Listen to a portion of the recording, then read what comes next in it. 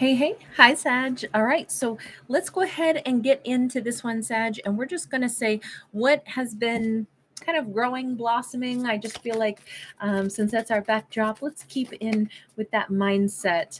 I just did like a crazy epic Virgo read. I will say both of these cards came out in the Virgo read as well, not in this position or anything, but we've got the Devil, but we've also got the Seven of Pentacles.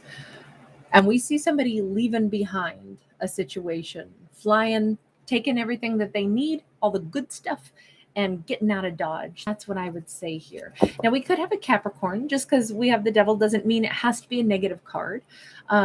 This could be about growth. This could be about growing outside and beyond something that was toxic, or this could be facing something toxic and saying, I'm outie. I'm going to split. Hey, Miss Hermit. Good to see you, darling.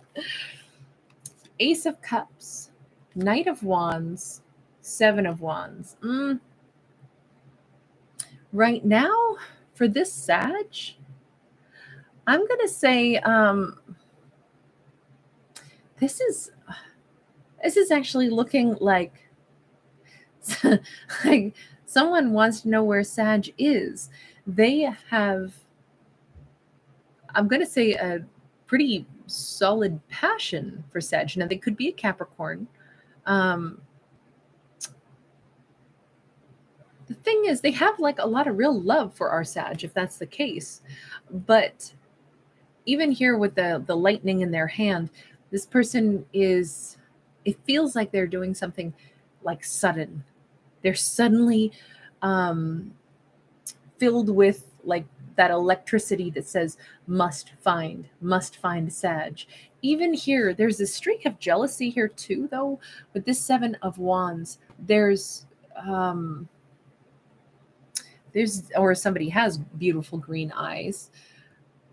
This is a character who wants. They're hungry for. They want this Sag. What was it, like a day or two ago? I had a Capricorn read, and it was like something about someone having hungry eyes came out, and I gotta say, hungry like the wolf, hungry like the werewolf.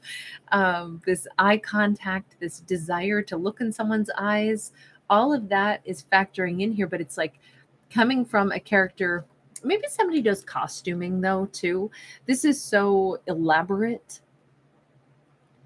It could be somebody that's an artist, somebody that's a painter, somebody that, and their art could be fairly, I'll say dark. It doesn't mean it's bad, right? It's just very, like maybe this is even somebody who likes old horror movies, cult classic stuff, has a collection of some kind of, I don't know, like anime or something along those lines. But this is a character who has a bit of a one-track mind.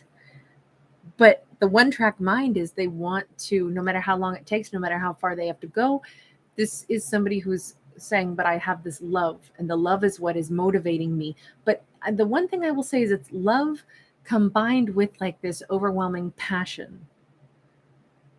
And I think that the thing that first drives them, because of that Devil card, is they first, like, they get really focused on stuff.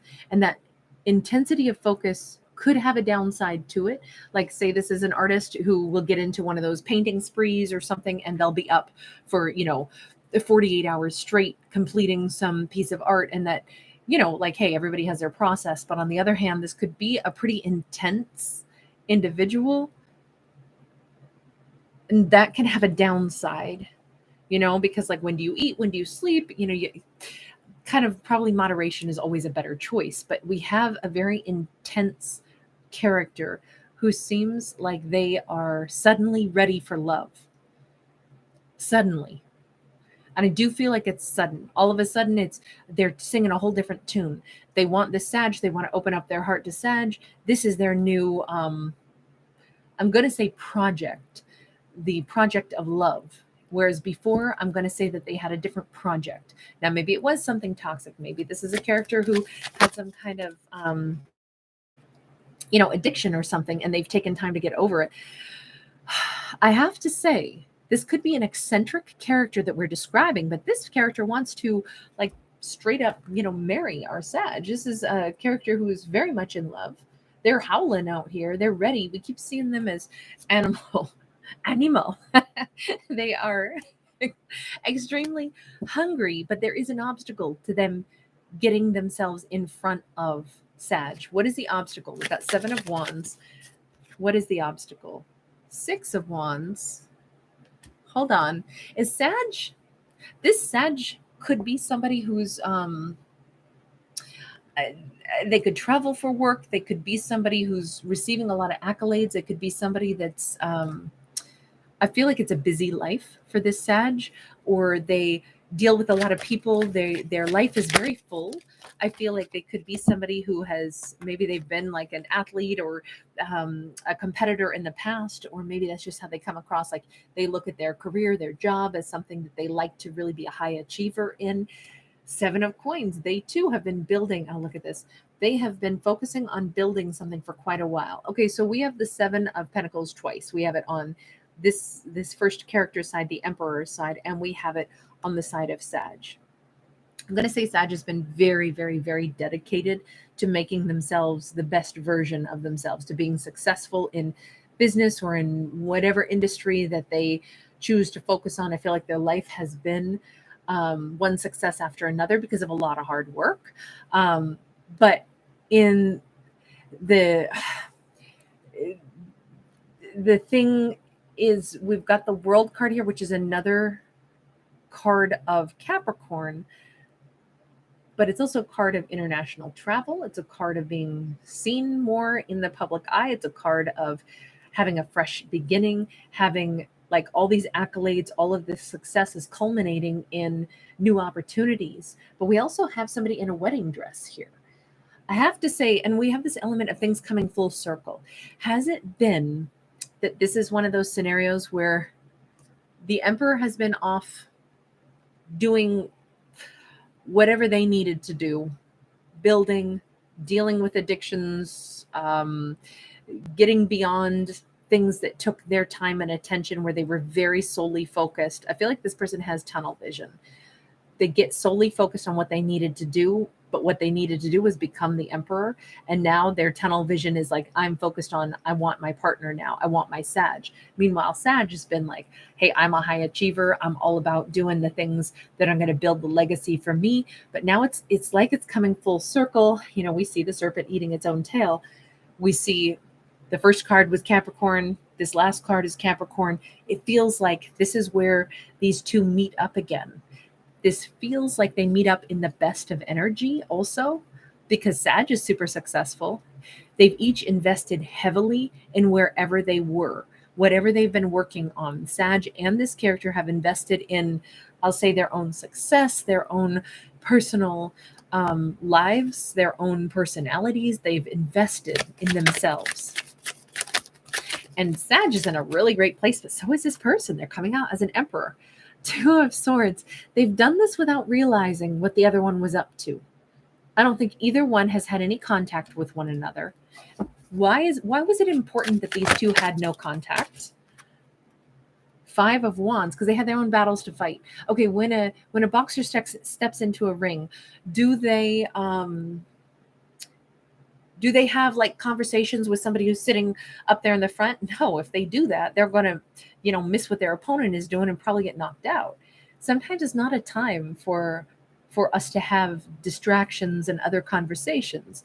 They were busy both fighting for their own success. I don't think that these two could have interacted. It would have been a distraction, and they would have either slowed their own development or, oh, wow.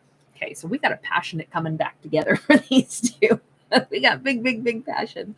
I'm wondering if these two have not even given time and attention to like intimacy and romance in a while, because it feels like with the Knight of Cups and the 5 of Coins, there is a very strong desire for this now. I think both of these characters said, this is not the 7 months or a chunk of, maybe it was a couple years for me to be getting involved in, pursuing passion. Like I would say that it's fair to say, like when teenagers become adults and they're very interested in the passionate side of life, and then in the 20s, you date a ton and fall for someone, but then other things in life kind of take precedence, and it's like, no, wait a second, it's not just um chasing skirts or trousers or whatever the heck you want to say. It's not just about finding a passionate romantic person. I have other things to achieve in my life. And I want to really square away some things of great importance, my reputation, my career path. And then I'm going to come back around to this whole passion thing, and I'm going to probably realize that I've been a little bit starved for it. And now that's my main priority. And these two have had a pretty big deficit. I think this character has not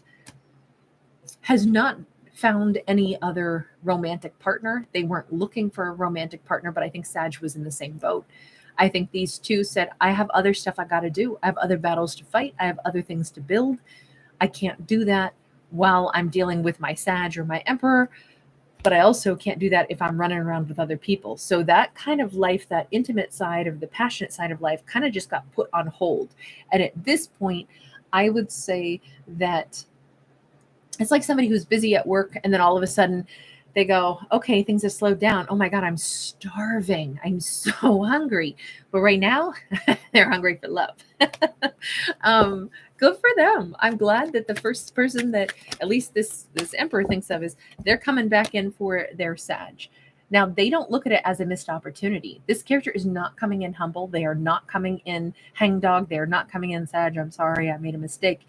That is not what this story is. This is like, and I don't think Sag would want them to come in that way. Even here on the world card, we've got our lion up there. Sag is like, nah, I want somebody who comes in bold and powerful, somebody who's ready to. I think it suited Sag that they have not been with this person at the same time, because Sag had their own stuff to do.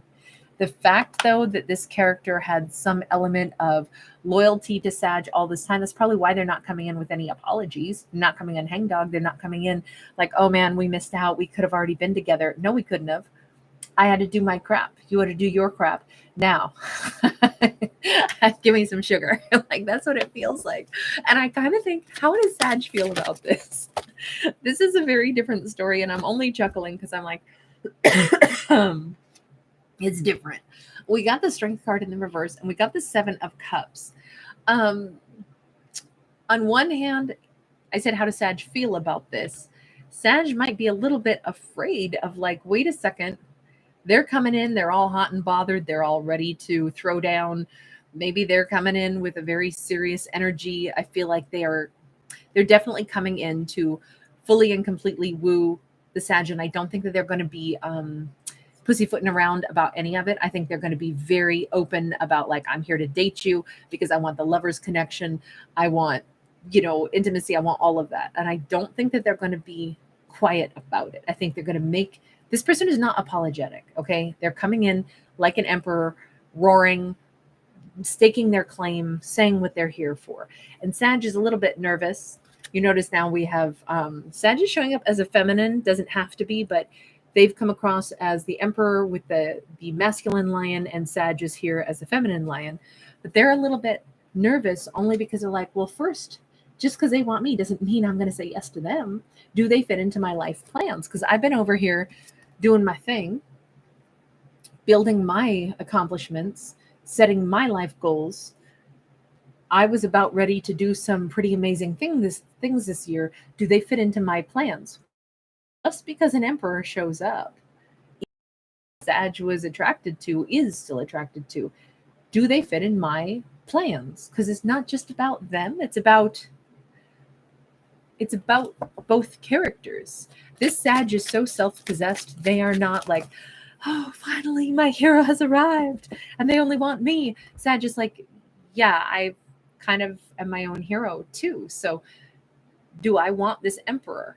Look, emperors are amazing and they are hard to come by.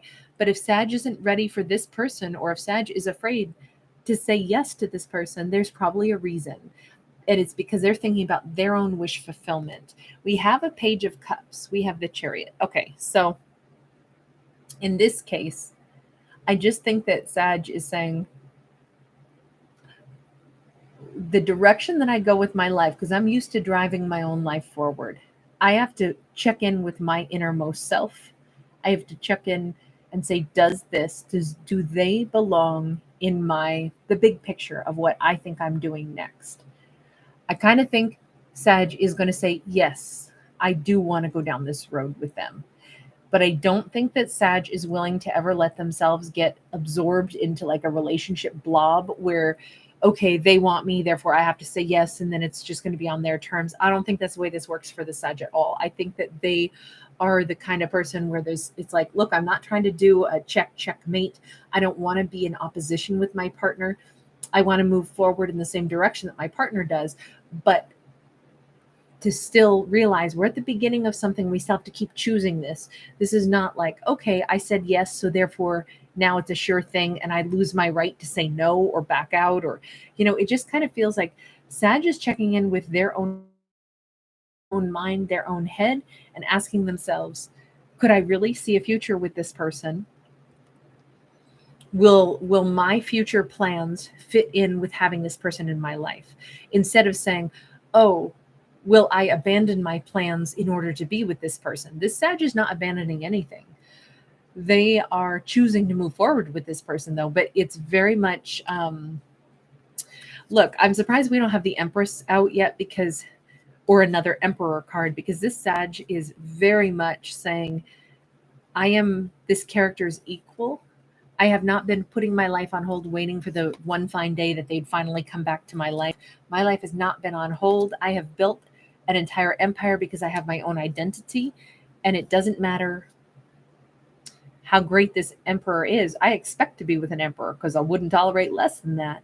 But an emperor will not absorb me into their life and forget that I'm my own person. And I really think that was an important message on this one. And I think when the Sag contemplates that, I think that's exactly what they realize. That's true. An emperor will not try to absorb me and forget that I am my own person with my own wants and, dislikes. They are someone that I can co-create with. What they want is a solid partner that they build with. That's exactly what I want. As long as we are 50-50, as long as we build together, as long as we respect each other's different opinions, as long as we find a way not to be adversaries, but to co-create, yes, I will move forward with this person. So this feels like it's a passionate romance, but it's not like these two are blinded by passion where they're like, okay, you're just so sexy, let's just, see where this thing goes. This is like, we already have two characters that want something serious, and they are going to be logical in addition to using their intuition, in addition to using their heart space. It's nice to see characters that are being very it has to work for both of them. There's no weakness in either one of these characters, like, at all. And that is why I think they are a good match. That's what I'll say. These two look like a good match. They're strong enough to be their own people and still come into a union and be successful together without losing themselves. So I'm going to leave that one there. Thank you guys so much for hanging out with me. I appreciate you guys.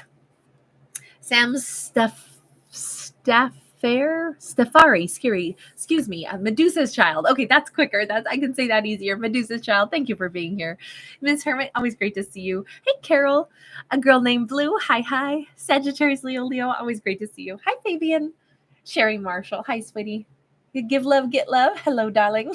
Happy New Year to you also. Thank you, guys. All right, I'll see you in the next one. Bye.